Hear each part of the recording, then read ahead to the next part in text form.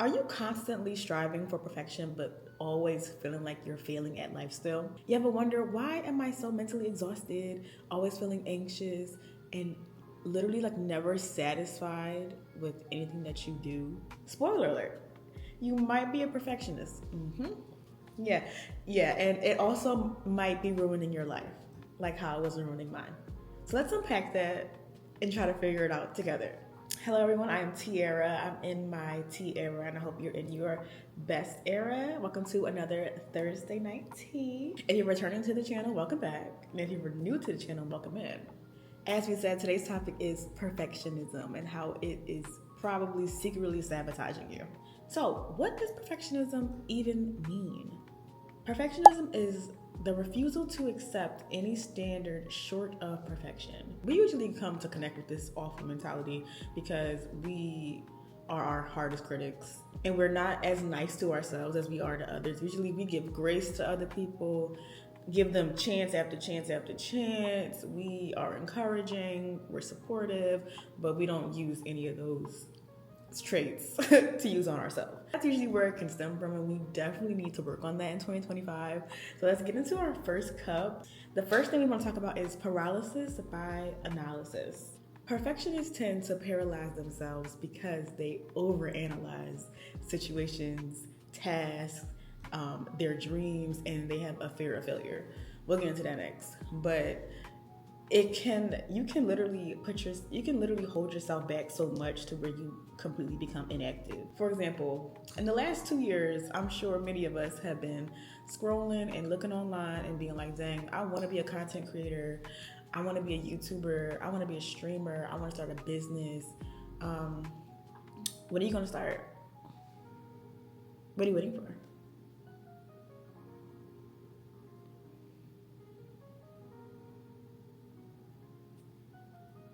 I'm just waiting for your answer about what you're waiting for. I know what you're waiting for. You're waiting for the perfect time. You're waiting for all the stars to align, for everything to be perfect, and for you to just know when the time is right. Like, yes, there is, like, there's almost like there's basically never going to be a perfect time or a perfect scenario for you to start chasing your dreams or to go after something that you know that you want to go after. And I know this might sound counterintuitive with me filming the video and hoping that you actually watch until the end and everything, but maybe stop watching videos like this all day and all night, and go do the work. Yes, like sure, get your research, do your thing, like save your videos, but like, how many TikToks are you gonna save? How many notes are you gonna take? Like, how many books are you gonna read? How many self-help books are you gonna read? How many lessons do you need? How many words of encouragement? Like, gosh, like, just do it at this point. You don't need to watch another video about how to start a YouTube channel. I feel like you know how to do it with the tools that you have currently. So I wish you would just do it. Talking to myself here. As you can see, I'm putting in the work. Like, I'm on your screens right now because I told myself this exact same thing. I'm like, wow, I watch a self-help video nearly every day, maybe multiple. I'm watching vlogs. I'm seeing like these social media influencers and these people who have live these lives that they have obviously worked for, but I'm just watching and watching and watching and watching. Like, when am I gonna start living and like doing it for myself? Watch, it's gonna be December 2025, and you're gonna look back and be like, dang, another year went by and I didn't do anything. I didn't accomplish my dreams, and I didn't go and shoot for the stars. And it's gonna be whose fault? Then you're gonna watch another YouTube video about how to go into 2026 better. Like, oh my God, girl, this cycle is so tired. Are you not tired? I'm tired. I'm tired for you. I'm tired for us. That's what you need to do. Start whatever you said you would start. Like, you make all these promises to yourself, and you're going to feel so defeated because you don't even follow through with those promises to yourself. How do you expect people to follow through for you and to show up for you if you don't even show up for yourself? Just do whatever and do it and get like 1% better each time, or maybe more. It might be talented, and you'll see growth in some way, shape, or form. Don't paralyze yourself because you overanalyze yourself.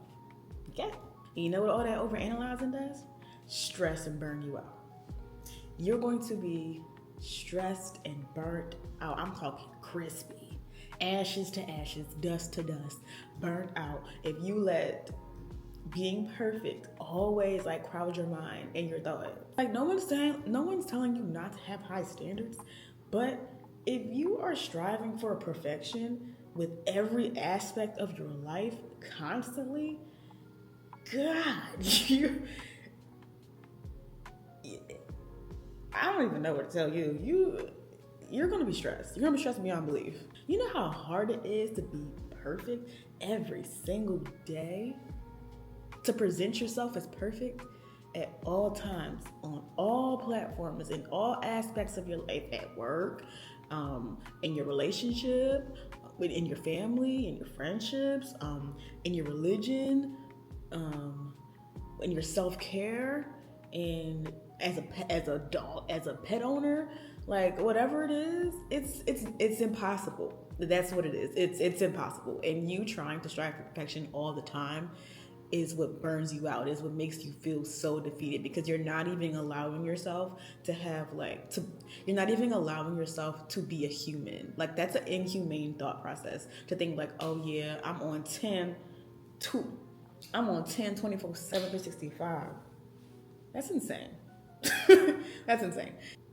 I mean, if you like worrying about everything you touch being perfect, you're not gonna have no hair. You're gonna have anxiety. You're gonna have bad breath. You're gonna have bags under your eyes. You gonna have GI and health issues. You what else happens when you get stressed? You're gonna have fatigue. You're gonna have high cortisol. So maybe just relax, let your hair down. It's gonna be okay. Dare to be dull. Everything doesn't have to be this, extremism, like of one end of the spectrum. If you're not perfect, then you're nothing, like there we can meet in the middle. Like dare to be dull. Don't accidentally take the fun out of the little things in life. Like, oh, you and your friends will make a TikTok video, and because they not doing the dance perfect, now you just mad and you want to make redo after redo after redo because you just want to be perfect. Now it's not even fun. I don't even want to make the video no more. Like, relax, So even when it comes to content, it is important to have standards of how you present yourself, especially on the internet, because the internet is forever. But there's also a beauty in like being authentic and just raw and real, and just showing like the ups and downs in your reality, because we know there are downs, and not just being this absolutely perfect cookie cutter robot creator. Nobody want to see that. Nobody want to see that. Like in 2025, that kind of creator is lost. Like there might be an audience. Actually, I'm lying. There's an audience for everybody. But for the most part, I feel like people are kind of over that. And we need to move on and stop stressing and burning ourselves out. Now, back to what I was saying in number 1. Perfectionists have a fear of failure. This one is heavy. Like, perfectionists tend to equate mistakes with overall personal failure. Like it is the end of the world, and it makes us like very cautious and like less risk-taking, because we being the kind of person who is so afraid of failure and taking the risk and chasing that shot and taking it for yourself, and at least just trying something, really does like limit your opportunities in life, and your growth is going to be really stagnant because you're not doing anything to challenge it. Like maybe change your perspective. Instead of seeing it, whatever's in front of you, as a challenge, maybe see it as an opportunity. Let's say you're at level 1 and then you beat level 1, like yay, we beat level 1. Now it's time to go to level 2, and you're like, oh no, I'm not going to level 2. Like I'm scared of level 2. I don't know what's up there. I don't know who I gotta fight up there. I don't know if I have the weapons. I don't know if I'm prepared. I don't know what if I fail. Okay, like, we'll never know if we don't just go. So like maybe, but what if the complete opposite happens and you succeed, and level 2 is a breeze and it comes naturally to you? Or what if you do fail? Even, you know what? Wait, failure is subjective. Failure is a weird word to be thrown around and used, because that actually is subjective. Like when I was playing sports, like I ran track, if I came in second, I saw that as a personal failure, but my teammates, my mom and dad, my friends, they were like, it's good. Like, sis, you got a second. Period. You didn't come in last. You didn't come in last. Never last. We was never last. But, we just didn't get first. But, some people would see that as a failure, but other people would see that as like, wow, I got second place. Like, period, silver. Or for my content creators out there, if you're thinking like, you technically never, a lot of people have this mindset where you technically never fail because you never tried. Like I never failed becoming a mime because I never tried to be a mime. But ironically, the only real failure is not trying to do something that you want to do. Like that is so sad. I'm serious. That is really sad. Like, think about it. Are you telling yourself, like, okay, if I never start the YouTube channel, then they'll never be able to say, like, oh, look at her. She tried to become a YouTuber and she didn't even get no subscribers and nobody was even watching her videos and her video was not even good and she never got monetized and she never got up and she never got her YouTube flag. Like, she's so corny. Nobody's thinking that. First of all, people care a lot less than you think they do. Let's put that out there. But at the end of the day, let's say you do take one step forward into the life that you want to live. And you do start behaving like the people that you want to be, start doing what you need to do. You start the YouTube channel, post your first video, boom. 50 views. Is that a failure? It's only a failure if you make it a failure. It's only a failure if you think it is. But why see it that way? Why not just see it as a win and take the little wins that you do have in life? Because life is hard enough. I'm just tired of leaving opportunity on the table. I'm so blessed. It's crazy. I am so grateful and I'm so blessed. Another example for my fitness people out there. Have you heard of Gymshark? Yes, of course you have. So I want to be a Gymshark athlete. Yes, I'm putting it out in the universe. I will be a Gymshark athlete. I will be their first Gymshark dancer athlete. And I want to say it was in December. Yes, in December, I saw that Gymshark had posted saying that they're looking for new athletes. Well, why don't you know? And they said that they're doing the Gymshark 66 challenge. Basically, the challenge is for 66 days. Well, you download the app, and then for 66 days, you make 3 goals in different categories like health, wellness, and I think mental health, and you stick to those things for 66 days, make your habit, keep track of it in the app, and you post the journey on social media. And by the end of it, by day 66, I guess, Gymshark is going to pick two people to become Gymshark athletes. Now, let's just take a second. On Instagram alone, Gymshark has 7.4 million followers. Most of their athletes have between 500,000 to like the millions of followers on their social media platforms. I currently have 3,000. I'm actually been losing followers since January. Looking at my analytics.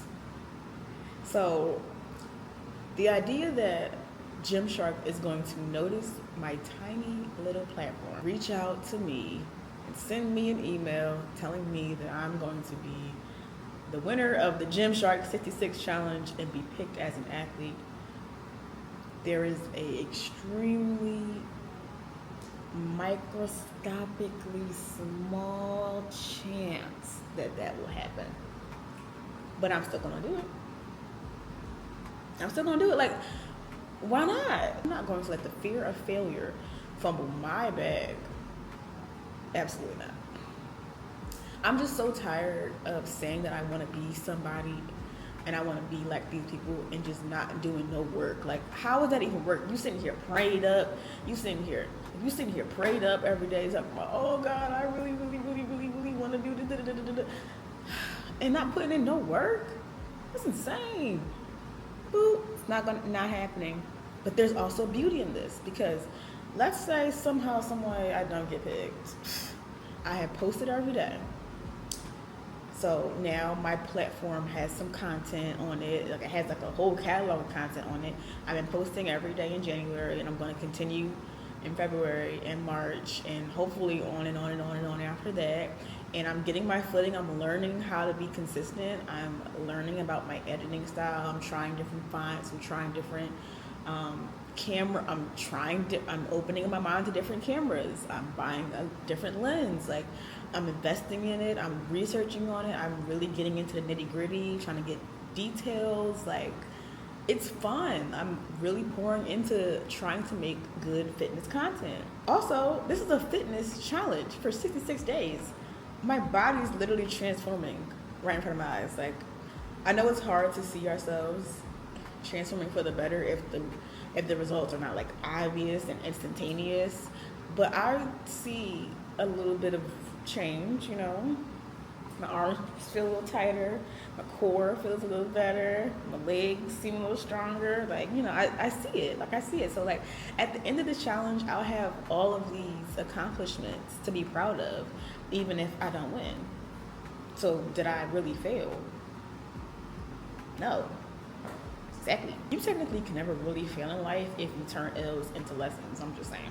If you embrace failure and you allow yourself to be a beginner again and have fun being a beginner at something, because you're only a beginner once, like, enjoy that stage where you're learning how to do something for the first time. Like, it's so much fun in that. It's so much fire that's underneath you. Like, you're so hungry for it because it's all so new. Like, that's okay to be a beginner. It's okay to fail. It's okay to mess up. We all need to step our cookies up and stop being scary. I know. Okay, I'm sorry. I know this is a lot of criticism, but that leads me into number 4, which is crippling criticism. Now, this one kind of goes with number 3 because it can be seen as like a parallel with failure. It depends on your perspective. Criticism can be seen as constructive to most people, but it is pretty crippling to a perfectionist. Like, to me, when I get criticized, it's like, oh, I just can't do anything right. It is the end of the world. I keep making mistakes. How can I be so dumb? Oh my God, like, where is a rock that I can just go climb under and die so no one can ever remember my mistakes? Like, that mentality is sick, and it's heavy, and it's dark, and I fear it's me. I have this issue. I have a lot of issues. Gosh, these YouTube videos are exposing me. But it's okay. We just can't be like that every time we get a critique, no matter what. Like, there has to be some middle ground, or just you gotta lighten up a little bit. For me, I need to lighten up a little bit when it comes to critiques. At the same time, though, no shade, there are certain variables that go into being able to make it easier for me to receive a critique personally. Like, it depends on, like, who is it coming from? Like, what is their background? Like, do they even know what they're talking about? Do I trust their opinion? Do I even want their opinion? Did I ask for their opinion? Is this person far enough in that field to be giving me critiques? Do I respect them? Do I know them? What was their tone when they were saying it? Also, another thing to consider before you, like, internalize the critique is, did you try your best?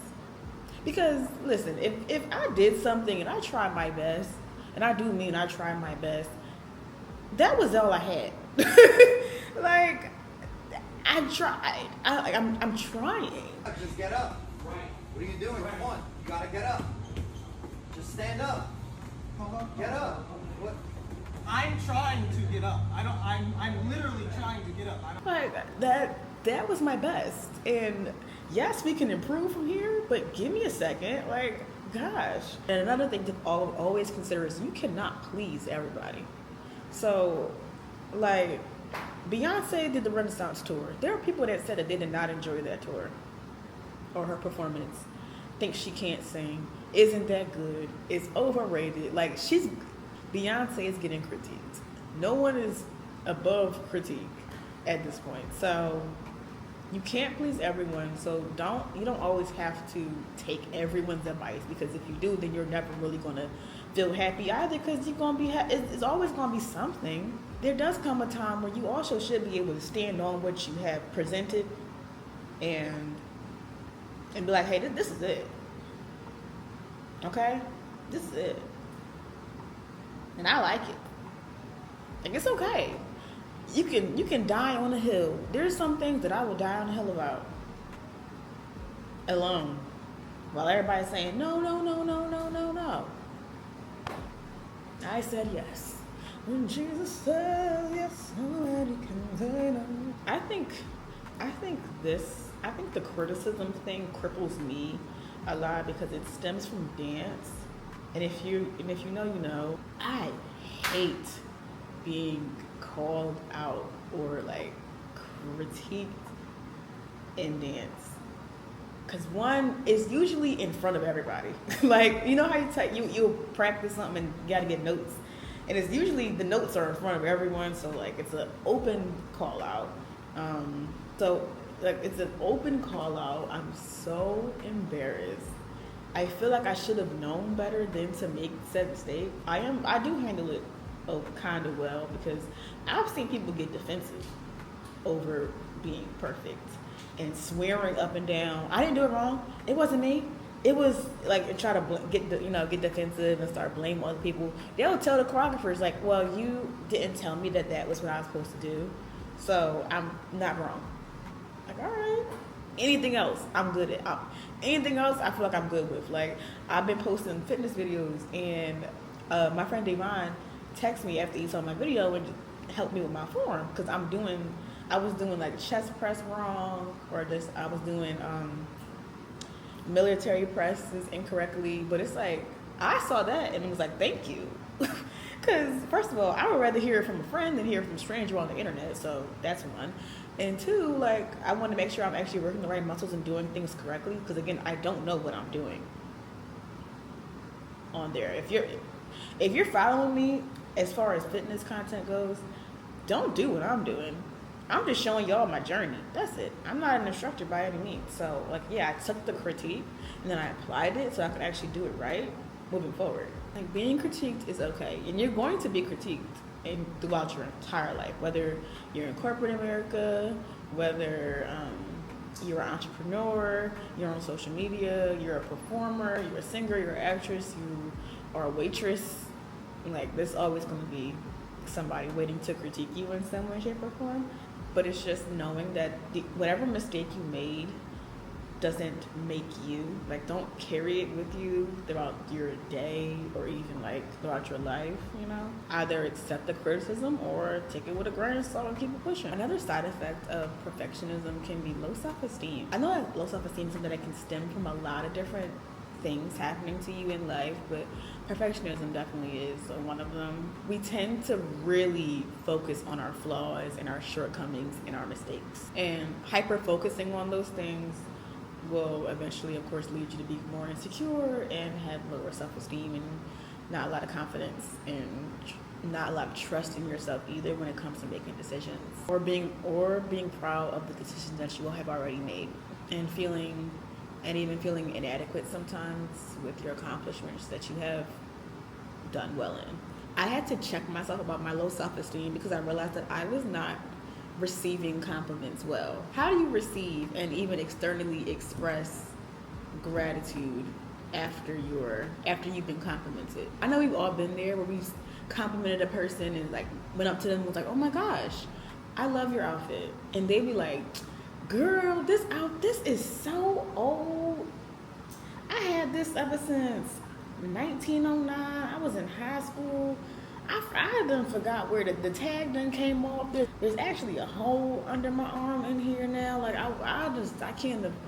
And if I turn around and look, there's a back roll that shows right about there because this is so tight and the way that it fits is just so weird. And I just need to lose weight and just get in the gym anyway. But thank you.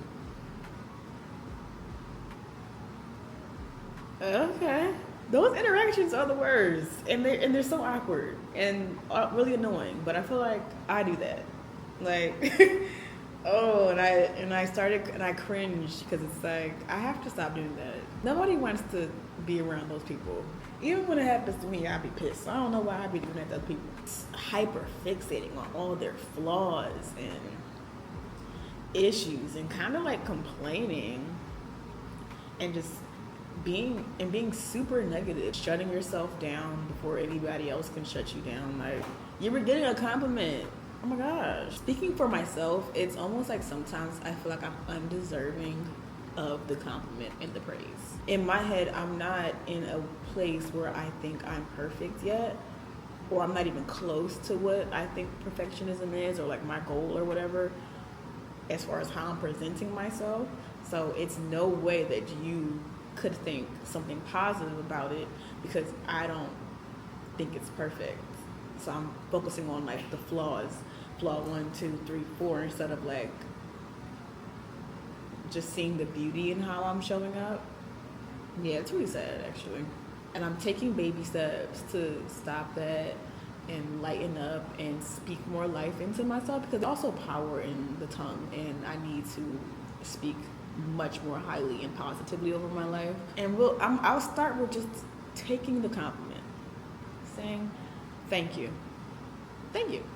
Like, y'all haven't even seen, if you've been keeping up with my YouTube videos, when I got my braids, all I did was complain about my braids. Like, every time, I think I even have some of it on video, every time someone came up to me and complimented my braids, which I get a lot of compliments on my hair, the first thing I would say to them is how much I don't like them, how it's not what I expected, how it's not how I envisioned it, how they're too small, how they're bony, no, how they're boneless, like all the things, I don't have no edges out, like all the things that I think are wrong with them. Like, why?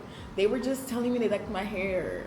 Why did I just give them all of that? Why did I just give them that entire like crazy sad scenario? And they will always still just say like, well, I think it looks nice at the end of my rants about how much I hate them. They were like, well, I think you look fine. And I'm like, no, I look terrible. Tell me I look terrible. Yeah, that's pretty messed up now that I think about it. I really need to work on that. And another thing, like, if I don't like the braids that much, how about I just take them out? Like, let's take some accountability here in 2025. And, I'm not giving grace. I don't really give myself grace. Let's take some accountability here. Like, whatever you are complaining about and not changing, you're accepting. Let's remember that this year. Another downside to perfectionism is having an inability to enjoy your success. Even when you accomplish a goal that you set for yourself, and you actually do it, and you complete it, and you do it well, and you're recognized, and like you get all the balloons and all the cheers and whatever, a perfectionist still finds a way to downplay their success. I don't know why. Well, I do know why. It's because oh my God, it's because like we're always thinking what we could have done better. Like we're constantly moving the goalposts. That's what it is. But like the goalpost is constantly being pushed farther and farther and farther and farther away. Like I hit 100 subscribers on YouTube. Now I need to hit 200. Now I need to hit 300. Well, now I gotta get to 3. Now I gotta get to 5. Now I gotta get monetized. Then I gotta get that 100,000 subscriber plaque, because like all the big YouTubers got the plaque. And then it's like, wait, I really need that million. I want that gold plaque. Like, it's and it takes away the joy from what's happening now. Like you just got here. You just got this accomplishment. Like you go out and buy a new car, and then you drive your new car off the lot, and you look to your right and you see a newer car by a different brand, and you like, now you don't like your car no more. Now your car not cute. Now your car is not enough. Now you want that car. Like, you just got it. Like, it's so sad. I feel like so many people go through this, and we're all just the same people in different fonts at this point. Like, take a second and look back on your life and feel pride in what you have accomplished. Claps to you. And it's hard because at the same time, I understand, no, we are not where we want to be yet, right? Yes, complacency can kill you in the long run, and complacency is not good. Yes. But I do think that there should be a time. Smell the roses that you've already planted and that have bloomed in the present. Like the roses that are right in front of you in your garden today. Like nurture that version of you, be happy with that version of you, and not always be so like toxically focused on the future. And that can kind of always come from comparing yourself. Like comparison is truly the thief of all joy, all of it. And we really have to work on it, because it's like you can get 5 people and they can all do the exact same thing at the exact same times, and they will still get different outcomes. They just will. Each one of them is going to be different. They're going to see different. They're going to see it differently. They're going to feel differently while they do it. They're going to have different results. Like, we all have different lives. It's never going to be like the next person. You're never going to be anybody else but yourself. Find a way to romanticize what's right in front of you, and find the beauty in what you can do, because it really is unique to you. Like, how can you show up? How do you put your little, how do you make it funky? How do you twist it? Have you heard Victoria Monet's story? Go listen to her story. It took years of consistency and grinding, and doors probably being slammed in her face, and like her looking and seeing and knowing she's talented, and being like, dang, like when is it just gonna be my turn? And she just waited and she just waited and believed that what was going to come to her would find her in due time, and it did. Like, because while some people have stories like that, some people are overnight sensations, but it doesn't take away from either person or either story. Currently, right now, I have 16 subscribers. That number may sound like very few to some people, but I am really proud. And I'm laughing because I'm dead serious. Like, I'm really proud of my 16 subscribers.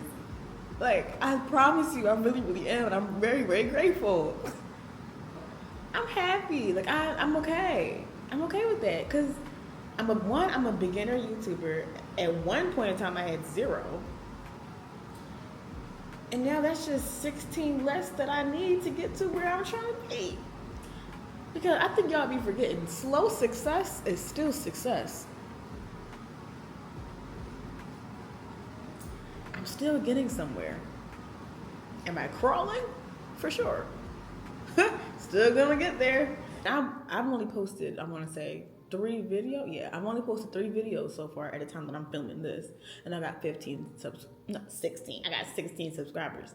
There's some people probably who have posted 100 videos and only have 2. It could be worse. And with me constantly moving the goalposts, perfectionism really doesn't exist. Technically, what am I even talking about? Like, what is this video even about? It technically doesn't even exist, because if I gotta get a 10 to be, if I think one day I gotta get a 10 to be perfect, and then I tell myself I need an 11 the next day, then a 12 the next day, then a 13 the next day,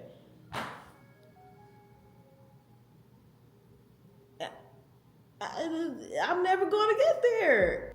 I'm like, you're just never gonna be satisfied. It's ruining our lives. This is ruining us. This is like, life is a blessing. I am blessed and highly favored and protected and loved and healthy and able. Like, There are people in hospitals, there are people all over the world who are truly, truly, truly struggling. And I'm sitting over here worrying about, oh my gosh, like my knotless braids are too small. They're not perfect. Next up is people pleasing. Are you a people pleaser, you little perfectionist? I know you are. I know there's a part of you that is. It's okay. I am too. It's okay. I once was. This one I don't really resonate with that much. Not now. I mean, I'm not like free from the shackles, but my cuffs are loose, so I can go like this. The thing with the perfectionist and people pleasing is like you may often struggle to say no and take on what is actually too much for you in hindsight, because you're trying to prove your worth to someone because you're not perfect in your head. So, but you want them to think that you're perfect. I feel like this is getting long. I'm going to talk a little faster. I'm going to make this next one really short. Something else that comes with perfectionism is inefficiency. Since you want to be Little Miss Perfect and you want to obsess over every single detail before you submit something, it's going to take you forever and you're going to be inefficient. Or you might not submit anything. You're taking longer than necessary, reducing productivity, procrastinating, and delaying your delivery, making you so anxious and you have all this anxiety filled up about just doing any little old task. Connecting to my corporate baddies for a second. Have you ever had an email to send out, like whether it's an important email or even it's like a follow-up email, but it's to like a CEO or somebody of higher, somebody above you, and you just look at that email over and over and over and over and over and just stare at it for like minutes upon minutes upon minutes. Because you don't know what's wrong with it, but it just don't feel right, and you just have anxiety before you send it. Or I know everybody has done this one. Or you take a picture, you take mad pictures, go through them. You trying to post on Instagram, and you edit your picture. You look at the picture too long, and now you start looking ugly, and then you edit the picture, and then you over edit the picture. And you look at it again, and you like, I did too much, and then you unedit it. You talk yourself into posting it, and then you look at it while it's on Instagram. You don't like it. You look at the caption. The caption sounds corny now that you're reading it. Now the caption sounds corny. You hate the picture. You hate the post. It didn't get enough likes. You turn the likes off, and then in 2 days you just archive the post. You delaying and you deleting and you procrastinating and you living like you know you're gonna be here tomorrow. If it was me, I would personally try to get out of that sunken place because I'm actually not getting anything done. You made it to the end, guys. It's the last one. I really gotta learn how to make these a little shorter. I just be having so much to talk about, so much on my heart, so much I want to pour into y'all. The last topic is stifled creativity. So as a creative who is striving for perfection in almost everything, I think I can connect to this one the most because I feel like I struggle a lot with being authentically creative and expressing myself without a second thought. It'd be that second thought, it'd be that self-doubt. I have a lot of that, and I'm always like double taking and being like, oh, should I have said that? Or like, did I just stutter? The little nitty gritty things I beat myself up about, it really does hold me back creatively because I feel like I need time to process and get things and be in control and get things exactly how I want them to be and perfect before I share them and present them, and there's not always space for that. Like what if, there's going to be times when you need to spit out information. There's going to be times when you need your elevator pitch and you might not have it memorized and be perfect, but you still should be able to sell yourself, without having a script memorized, You should still be able to talk with confidence and explain what you want, explain your feelings, feel intelligent and proud of what you're talking about. I think this one is also connected with dance. I know this one is connected with dance because in dance there is a right way and there is a wrong way. In techniques, in modern techniques, in ballet, in tap, and that essentially messed up my way of thinking because I live my life with thinking there's a right way and there's a wrong way. When there's actually, it's never black or white. Like life is gray. Life is so gray. It becomes unfortunate and it really is a crutch of mine because I thrive in instruction. Oh, I love instruction. Please tell me exactly what you want me to do. Tell me the vision that you're looking for. Tell me how far you want it to go. Like, make it clear as day and I will usually exceed your expectations. Free will can be overstimulating on my mind. If I know I have to kick my leg up on 1, put my arm out on 2, snatch on 3, when I hear 1, 2, 3, and I do the kick, arm out, and the snatch, it scratches the dopamine part of my brain because it's like, oh, I know I did it right. Because again, like that was the right way to do it. Those were the instructions that I was told to follow and I followed them and I did them well and now I'm done. And I killed it. It makes me happy. It makes me happy and I'm satisfied and my brain is pleased. But let somebody tell me to improv,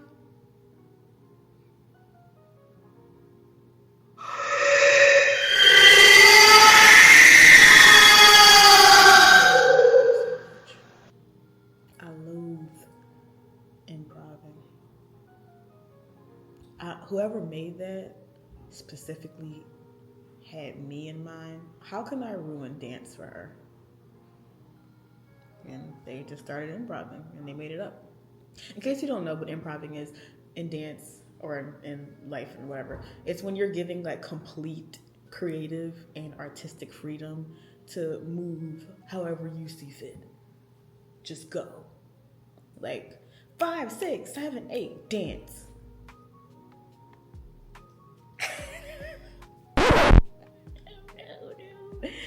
No. Like when given the opportunity to improv and be truly creative, I will BS my way out of that every time.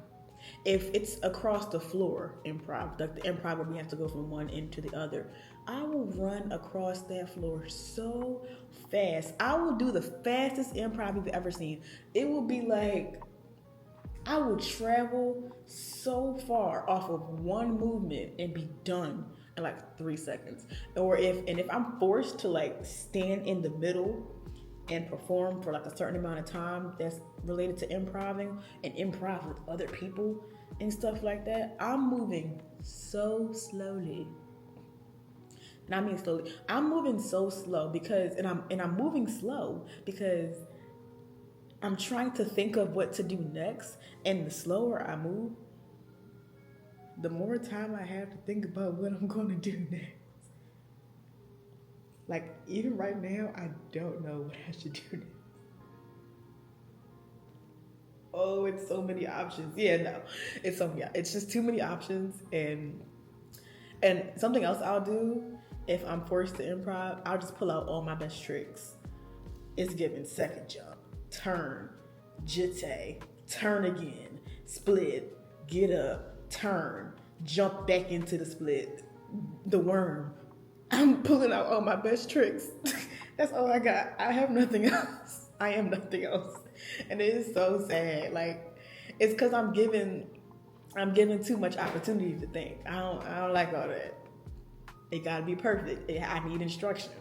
At this point, I would fake an injury instead of having to improv and embarrass myself out there. But that's also the thing. I'm actually not embarrassing myself because you technically can't embarrass yourself because there's no step. Like, you would think I would be more afraid to do something that has instruction because there's so much room for error. Whereas the thing that gives me the most crippling anxiety and fear, like I really get fear, like in my chest, is when I'm given no instruction and told you cannot make a mistake. Isn't that wild? Does that happen for y'all? Like, it's when you're given all the freedom in the world to express yourself. There's no right or wrong answer. I don't know. That's when I freeze. Don't put me on the spot. I really need to work on that. Not just like improv or dance, but just like feeling confident in doing something without instruction and standing on what I've done and being happy with what I've done, because I mean, it is what it is. I can't go back and change it. I can't go back and change it anyway. And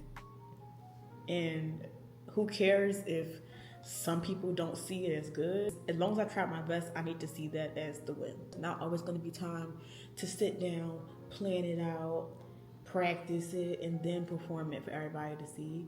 And there's not always time to do those steps in any forms of life. Sometimes you need to be quick on your feet. And I find people who are quick on their feet get further in life because they're not as scary.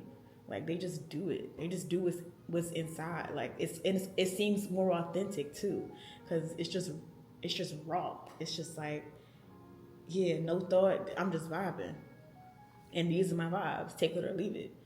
I respect that. I like that. I want to be that, because I'm not that. Sometimes I feel like I'm technically less creative because it took me a long time to think of it, or because I was too scared to go first, and I wanted to see what other people in the room would do so that I would know like what the vibe is, instead of just going off my own vibe and making the vibe for myself, you know? And even when it comes to content, it's holding me back because I'm constantly consuming and I'm constantly consuming, and I'm seeing like, okay, this is the time that these people who I find successful and people that I aspire to be like, this is what they wear, this is what they say, this is how they act, this is the camera they use, this is the lens they use. Like, I'm trying to make up the instructions in my head so that I can make a plan to follow behind them, even though we just talked about no matter if I follow that exact same plan, I'm not going to get those same results. Like, yes, do your research, but you gotta find your own way to freak it. You gotta find your own sauce to put on it. Like, I'm losing that fire. I'm losing that sense of creativity, that sense of like what makes me, because I'm essentially just copying other people. Like, I want the same aesthetic. Like, we basically all have the same apartments, just copied and paste. We all are using the same fonts. We're all using the same lighting. We're all using the same colors. Like, we're all like, you know, it's just becoming blurred and less individualistic. Like, we're losing recipes. We're losing our individualism. And like, yeah, you can do the occasional trend here and there, but like, what's gonna set my content apart from other people's? What's gonna make it mine? I need to find that. I'm working on it. I need to find that. And that needs to be like my source, and that needs to be what I highlight and shine through the most, instead of trying to be like, okay, I'm gonna make my posts look just like Cranon's. I want my stuff to look just like Annalise's. I want to use the exact same template. I want to wear the same outfit. I want to use the same song she did. Like, that's not that. I don't know if that's really gonna get me where I need to go, because there is already an Annalise. There's already a Cranon. But that's inner work for me to do, and maybe for you to do too. I have to let that part of me go and just figure out who I am, like, from scratch. So, guys, I'm gonna wrap this video up. Again, if you made it to the end, it's love to you, I send. Remember to like, comment, and subscribe, and share with a friend. If you enjoyed and want to see more videos like this, comment down below the different topics that you might want me to cover. You know, I can talk for days. And if I feel like it connects with me, then I'll definitely cover it. That is the end of our second Thursday tea session. I hope you enjoyed it as much as I did, and I will see you on the next one. Bye.